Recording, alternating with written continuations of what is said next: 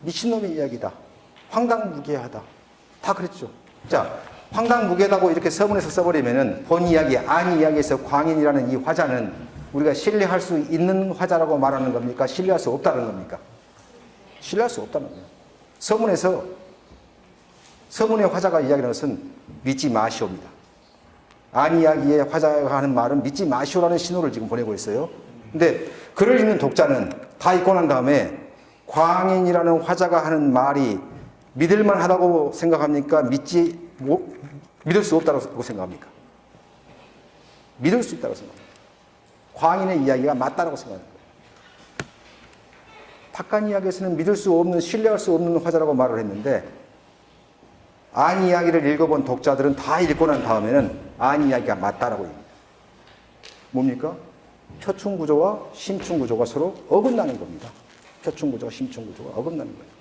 이렇게 겉에 드러나는 의미와 깊숙이 감춰진 의미가 서로 어긋날 때 우리가 이것을 아이러니라고 해요. 아이러니가 발생하는 지점은 또 하나 있습니다. 작품의 맨 끝에 아이들을 구해야지. 찌우찌우 하이즈를 되어 있습니다. 찌우찌우 하이즈. 아이들을 구해야 할 텐데. 말 없음표는 뭡니까? 이건 자신이 있는 겁니까? 자신이 없는 겁니까? 자신이 없습니다. 말 줄임표는. 근데 우리는 말 줄임표로 읽지 않습니다. 느낌표로 읽습니다.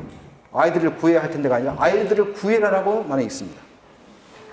이것도 역시 마찬가지로 찌우찌우 하이즈 아이들을 구하라는 이 표충구조와 심충구조가 어긋나는 겁니다. 어긋나는 겁니다. 결국은 광인일기라는 작품은 시공간의 구조로부터 시작해서 특히나 이 의사소통 구조에서 서문이 하고 있는 역할이 굉장히 큽니다. 아이러니가 발생함으로써 신뢰할 수 없는 화자라고 했던 사람이 신뢰할 수 있는, 가장 신뢰할 수 있는 화자가 되는 거죠.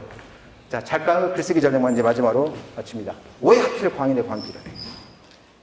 정상적인 사람을 등장시켜서 정상적인 사람의 입으로 당시의 폭력의 역사와 그 폭력의 시공간들을 이야기하면 좋을 텐데 왜 굳이 광기를 택했을까? 광인을 택했을까? 오늘 제가 쓸데없이 시를 많이 했는데 신동엽 씨가 1968년에 쓴 시입니다. 술을 많이 마시고 잔 어젯밤이라는 시입니다.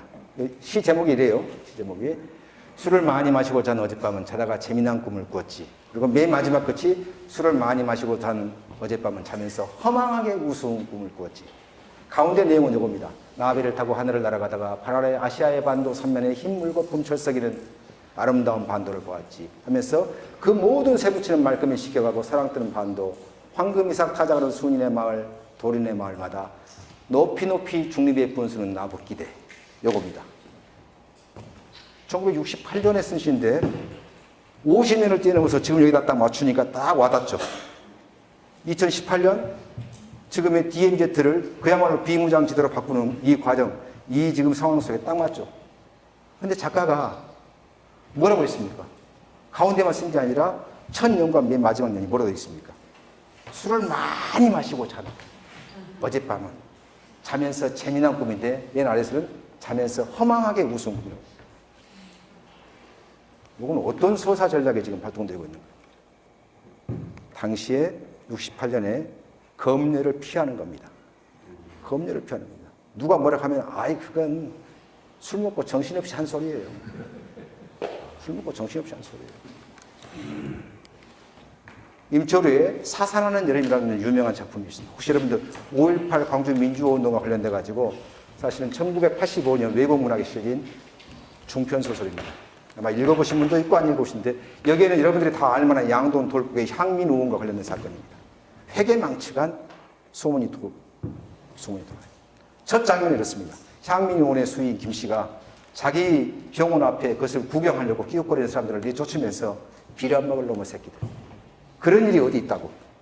라고 시작합니다. 맨 끝 장면은 향민우원 수인 김씨가 정말로 내가 근무하는 이 병원에 그 회계망측한 남녀가 입원해 있고 혹시 나만 모르는 게 아닐까라고 끝납니다. 회계망측한 유언비어 소문이 어떻게 증폭되는가의 과정들을 쭉 보여주면서 중요한 것은 그 증폭되는 회계망측한 소문과 더불어서 뭘 횡으로 깔아놓고 있냐면은 억압된 광주의 진실을 깔아놓고 있습니다. 이거 뭐냐면은 1985년이라는 그 당시에 엄혹한 검열과 엄혹한 시공간을 돌파하는 작가의 서사 전략이 지금 발동이 되고 있는 거예요. 신동엽 씨라든가 임철우가 행했던 서사 전략이라는 것은, 글쓰기 전략은 그런 거죠.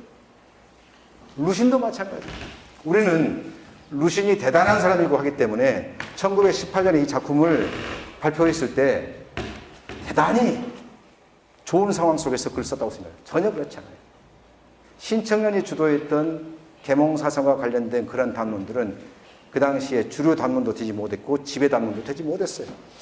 오히려 당시에 주류 담론으로서 지배적인 담론은 뭐였냐면은 정반대의 것이었어요.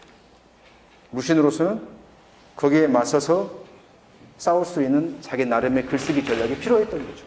어떤 식으로. 한편으로는 자신을 보호하면서도 한편으로는 어떻게 글쓰기를 해야만이 내가 전달하고자 하는 메시지가 가장 강력하고도 효과적으로 전달될 수 있을까. 나는 그 부분이 바로 방금 말씀드렸던 이 서문회가 것들이, 서문이 가장 중요한 거죠.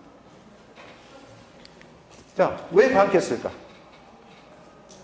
미셸 푸코라는 인물이 광기의 역사라는 것을, 미셸 푸코는 뭐 말과 질서라든가 또는 뭐 감시와 처벌, 여기는 광기의 역사 등등 굉장히 20세기 최고의 지성인이라고 흔히 말합니다. 권력과 지식의 결탁에 주목하면서 이성과 비이성, 정성과 비정성의 분리라는 관습적 사고에 의문을 던진 사람입니다.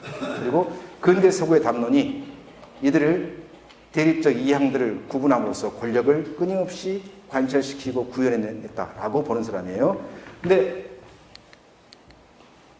이 사람에 의해서 과연 이성과 비이성, 정성과 비정성의 경계가 무엇이냐, 어디냐라고 묻습니다.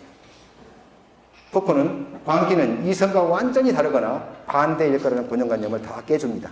유럽에서의 광인들을 어떻게 관리해왔고 광인과 비슷한 비정상인들이라고 하는 사람들을 어떻게 관리해왔는가를 가지고 그걸 쭉 밝혀내는데, 푸코가 행했던 가장 가치 있는 것은 뭐냐면 광인이 지닐 수 있는 위험한 통찰력을 예시함으로써 광기 속에도 이성은 존재하며 광기를 통해서 오히려 진리가 드러난다는 거예요.